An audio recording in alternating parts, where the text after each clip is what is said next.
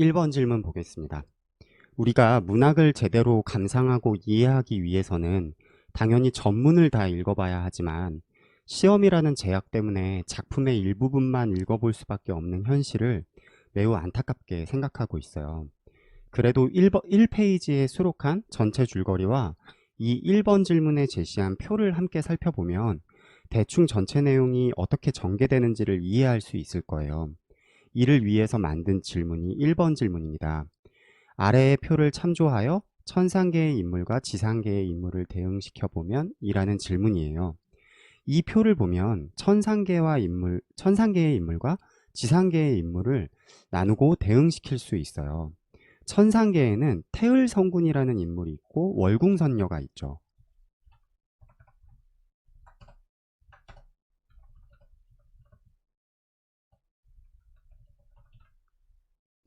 그리고 지상계에는 이선이라는 인물과 숙향이라는 인물이 있어요.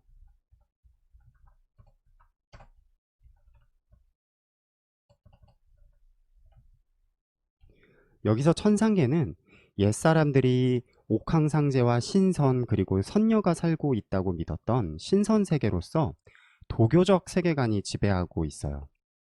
여기서 지상계는 인간 세상으로서 중국 송나라를 배경으로 하고 있죠. 그 당시는 유학이 발전했던 시기니까 유교적 세계관의 지배를 받고 있었겠죠?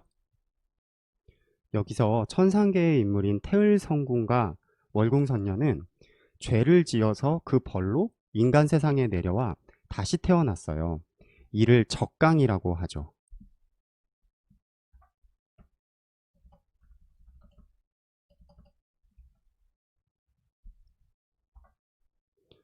적강의 적은 귀양갈 적이고 강은 떨어질 강이에요. 그런데 이들은 어떤 죄를 지었다고 나와 있나요? 그렇죠. 서로를 희롱한 죄이고 본문을 보면 월궁선녀는 금단 2개를 훔쳐서 태을성군에게 가져다 주었다고 나와 있어요. 이때 금단은 신선이 만든다고 알려진 불로장생약이라고 해요.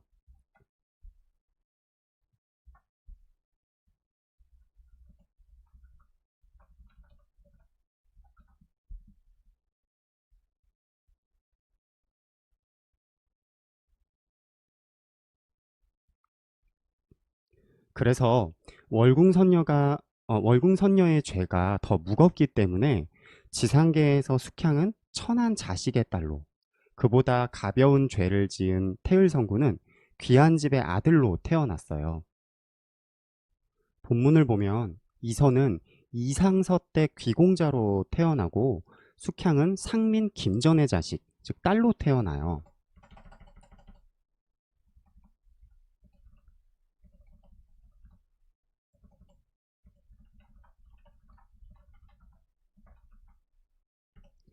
천상계에서의 죄가 무거운 숙향은 현실에서 온갖 고난을 겪을 수밖에 없는 운명인데, 병난이 터지자 김전은 부인과 상의해서 어린 숙향을 버리고 도망가요.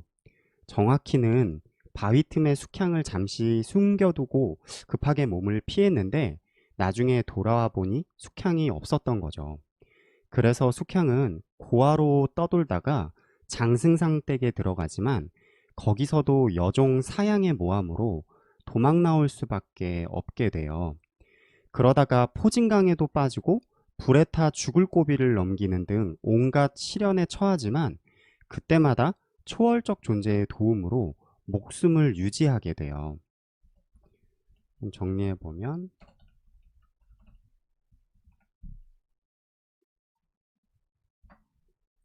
버려지고 고아로 떠돈다.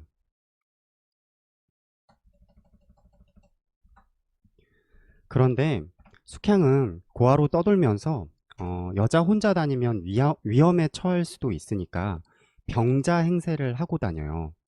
옷도 제대로 걸치지 못한 채로 거린처럼 돌아다니다가 이화정 할미를 만나 구원을 받게 되는 거죠.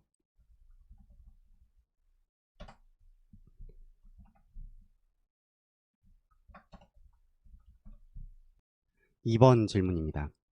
이선은 자신이 꿈속에서 보았던 요지의 풍경을 수놓은 족자를 보고 그 그림을 그린 사람을 찾기 위해 이화정 할미댁에 찾아오게 되죠. 그런데 이화정 할미는 그림을 그린 숙향을 바로 만나게 하지 않고 온갖 진기한 음식으로 이선에게 술상을 대접하고 함께 술을 마시면서 대화를 나눠요. 그때 이하정 할미가 이선에게 하는 말을 들어보면 이 할미가 보통 할머니는 아니라는 사실을 알 수 있죠. 이 부분을 본문에서 한번 같이 찾아보고 할미의 존재를 생각해보자는 취지로 만든 질문이 바로 이번 질문이에요. 이하정 할미와 이선의 대화에서 할머니의 비범성이 드러나는 부분을 찾아보고 할미의 역할과 존재를 추측해보자는 그런 취지죠. 저는 크게 5부분을 찾았는데 첫 번째 부분은 이 할미가 이선에게 술상을 대접하는데 인간 세상에서 볼 수 없는 온갖 음식을 내왔다 이렇게 서술되어 있어요. 여기서 인간 세상에서 볼 수 없는 음식은 아마도 신선세계에서나 볼 수 있는 그런 음식이 아닐까요? 이 부분에서 할미의 비범성이 드러난다고 생각했고, 그 다음 제가 비록 나이가 많아 기력은 없으나 사해팔방을 마음대로 다닐 수 있다라고 한 부분. 보통 할머니는 이러기 쉽지 않잖아요. 그러니까 이 부분에서 할미의 비범성이 드러난다고 생각하고요. 그 다음 난궁께서는 그런 노새를 두고도 요지에 가실 때 어찌하여 대성사 부처를 따라가셨나이까 이렇게 묻고 있는데 이 일은 누가 겪은 일이죠? 그렇죠. 이선이 겪은 일이죠. 심지어 꿈에서 겪은 일이에요. 그 일을 할미가 알고 있다는 점도 이 할미의 비범성을 느낄 수 있는 부분이죠. 그리고 조장에게 사신 수놓은 비단도 꿈이었나이까? 이 일도 이선이 겪은 일이고 할미댁에 오기 전에 조장에게 수놓은 비단을 사는데 이 일을 미리 알고 있다는 점도 이 할미의 어떤 비범성을 느낄 수 있는 부분이겠죠. 그리고 마지막 소화, 즉 숙향에 대해서 언급하는 부분인데 음, 소화는 전생의 월궁선녀로서 옥황상제를 가까이 모시고 있었는데 태을 성군에게 금단 2개를 훔쳐다 준 채로 인간 세상에 귀양했다 이렇게 이야기하고 있어요. 그러니까 숙향이 전생에서 잘못한 일도 알고 있고 왜 귀양 오게 된지도 알고 있으니까 이 부분에서도 할미의 비범성이 드러난다고 생각해요. 이 5부분을 통해서 우리는 이 할머니가 보통 할머니는 아니라는 의심을 하게 되죠. 이 할머니의 정체는 무엇일까요? 먼저 이 할미의 지상계에서의 역할을 생각해 볼게요. 발가벗은 채 떠도는 숙향을 구해준 사람이기에 구원자라고도 할 수 있고,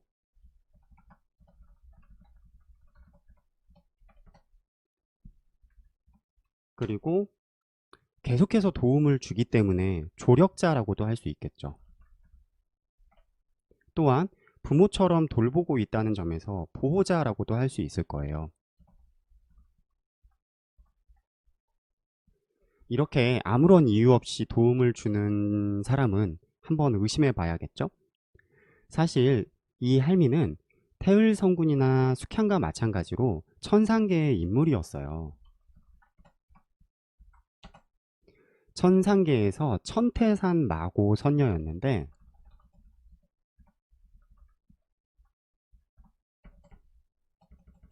항하, 그러니까 달 속에 있다는 전설 속의 선녀인 항하의 부탁으로 불쌍한 월궁선녀, 즉 현실에서 숙향을 도와주기 위해 내려와서 이화정 할미로 숙향에게 나타났던 것이에요.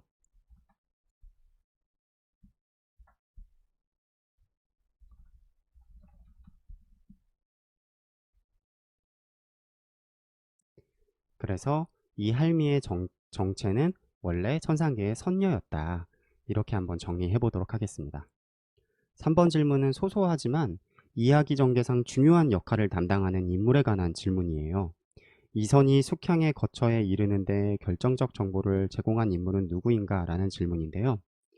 이선이 숙향이 머무는 이하정 할미댁에 오게 된 이유는 바로 이 사람 덕분이죠. 누굴까요? 그렇죠. 조장이라는 사람이에요. 음, 조장은 숙향이 꿈에서 본 요지의 풍경을 수놓은 족자를 이화정 할미에게 사거든요. 그런데 옛날 사람들은 아름다운 그림에 그에 어울리는 글귀나 식구를 덧붙였어요. 그 글귀를 당시에 문장가로 알려진 이선에게 부탁했던 것이죠. 그래서 이선은 그 그림을 보고 깜짝 놀라요. 왜냐하면 꿈속에서 보았던 묘지의 풍경을 그대로 수놓고 있었기 때문이죠. 그래서 수놓은 사람을 만나기 위해 조장에게 누구로부터 샀냐고 물어봐서 이화정 할미 때까지 이선이 오게 된 것이에요. 그래서 조장은 숙향이 수놓은 족자를 음,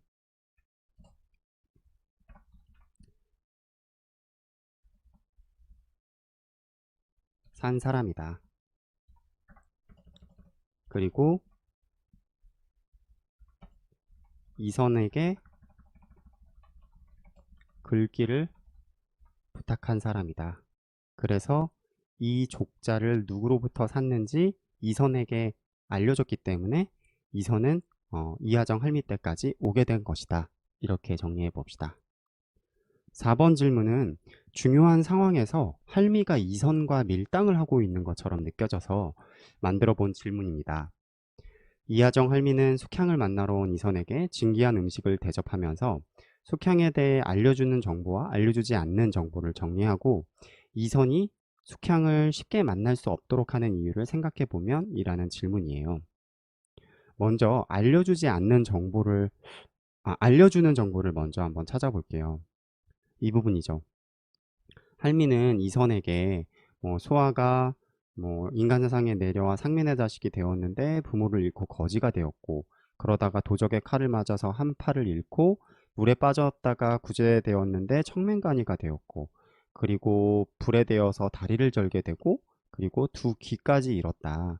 그런데도 이런 병자를 배필로 삼으려고 하는가라고 묻고 있죠. 그리고 다음 부분은 소아, 그러니까 숙향이 옥황상제를 모셨다가 큰 죄를 지어서 이곳에 귀양했다라는 그런 사실도 알려주고 있죠. 이 내용들은 첫 번째, 음, 고아가 된 숙향이 떠돌면서 입었던 시련과 고통을 이선에게 알려주고 있어요. 정리해보면 숙향이 고아가 되어 떠돌며 입은 시련과 고통에 대해서 알려주고 있다. 그리고 두 번째 정보는 어, 친절하게도 숙향이 왜 이곳에 귀향을 오게 되었는지, 천상에서 어떠한 죄를 저질렀는지도 알려주고 있죠. 숙향이 귀향 오게 된 이유를 알려주고 있어요. 천상에서 저지른 중죄, 그러니까 어떤 중죄를 저질렀는지 알려주고 있죠. 하지만 정작 중요한 정보는 알려주고 있지 않아요. 그 정보는 바로 숙향이 어디에 있는지 그 정보는 알려주고 있지 않죠. 그리고 모른다고 거짓말을 하고 있어요. 한번 보면 저도 소아와 이별한 지 오래되어 지금 어디에 있는지 모른다. 그리고 이 부분이 좀 인상적인데 뭐라고 하냐면 먼저 숙향을 만나려면 남양 땅 김전의 댁에도 가보고 거기 없으면 장승상 댁에도 찾아가 봐라. 어쨌든 인간 세상에서 그 소아의 이름은 숙향이니까 아무튼 정성껏 찾아봐라. 이렇게 이야기하고 있어요. 그래서 정리하면 숙향의 현재 거처를 알면서도 모른다고 거짓말하고 있고 더 나아가서 숙향을 찾으려면 숙향의 지난 행적을 따라가서 찾으라고 하고 있죠. 이처럼 이 할미는 일부러 이선이 숙향을 쉽게 만나지 못하게 하고 있는 것을 알 수 있는데 왜 쉽게 만나지 못하도록 하는 것일까요?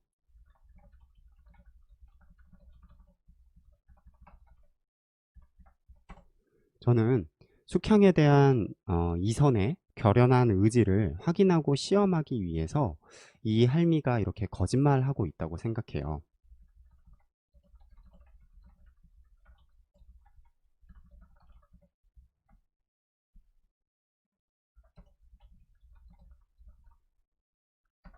숙향을 만나기 위해서는 너가 직접 찾아 나서야 할 만큼 고생스럽고, 찾아봤자 그녀는 심각한 병자라고 했는데도 과연 이선이 찾아 나서는지를 보고 싶었던 것이겠죠. 실제로 이선은 숙향의 행적을 따라 찾아 나서고, 그러다가 숙향이 잃어버렸던 진주를 찾아와서야 비로소 숙향을 만나게 되는 것으로 알고 있어요. 그리고 저는 또 한 가지 이유가 더 있다고 생각해요. 숙향은 천상에서 죄를 지은 대가로 현실에서 온갖 고생을 겪었잖아요. 그래서 숙향이 고생했던 과거의 행적을 이선에게 찾아가 보라고 한 것은 이선으로 하여금 숙향이 현실에서 겪었던 고통과 시련에 공감해 보도록 하려고 하는 의도가 있다고 생각해요. 정리하면,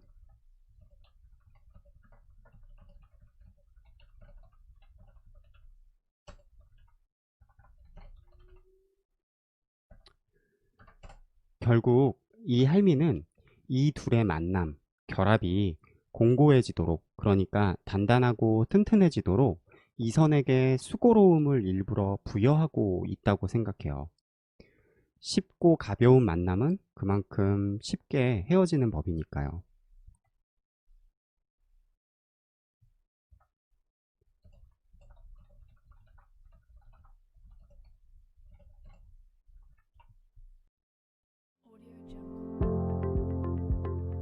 숙향전은 18세기 중엽 문헌에 이 작품에 대한 언급이 있으니까 적어도 17세기 말이나 18세기 초엽에 창작되어 향유된 작품이었다고 생각해요. 이 작품은 당시의 이야기책을 사람들에게 전문적으로 읽어주던 직업인 전기수가 낭독했던 작품이었다고 하니까 옛사람들이 매우 흥미진진하게 읽고 들으면서 즐겼던 작품이었을 거예요. 한마디로 대중성이 있었던 작품이었겠죠. 아마 이 작품을 즐겼던 옛사람들은 하늘에서 죄를 지어 적강한 선녀, 숙향의 기구한 삶에 안타까워하고 눈물 지었을 거예요. 특히 숙향이 천상계에서 인연을 맺었던 이선을 다시 만나 지상계에서 어려운 과정 끝에 혼인하게 되고, 이선이 현실에서 공을 쌓아 함께 천상계로 올라가는 결말에서는 다들 안도하며 행복감을 느꼈을 거라고 생각해요. 한 가지 아쉬운 점은 숙향이 자신에게 주어진 운명적 고난을 능동적이고 주체적으로 해결해 나가는 모습을 보였다기보다는 절대적인 힘을 지닌 외부 존재의 도움으로 고난을 극복했다는 점이에요. 하지만 천상계에서 죄를 저질러 귀양 왔다는 설정 때문에 작가도 숙향이 지상계에서 적극적이고 주체적으로 고난을 극복해 나가는 서사를 그리기에는 부담이 있었을 거라고도 생각해 보게 되네요. 다들 고생 많으셨습니다.